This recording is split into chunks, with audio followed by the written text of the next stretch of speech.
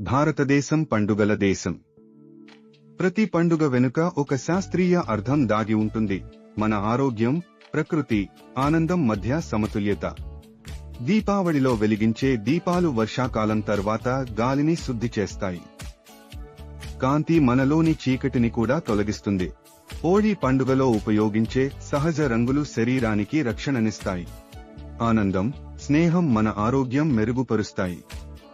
సంక్రాంతి సూర్యుడి ఉత్తరాయణం, కొత్త పంటల సమయం. ప్రకృతికి కృతజ్ఞత తెలిపే శాస్త్రీయ వేడుక. నవరాత్రి ఉపవాసం శరీరాన్ని శుభ్రం చేస్తుంది. గర్భ, దాండియా మన శరీరానికి శక్తిని ఇస్తాయి. రాఖీ కట్టే ఆప్యాయత మనసుకు శాంతి, విశ్వాసాన్ని పెంచుతుంది. ఇది భావోద్వేగ శాస్త్రం.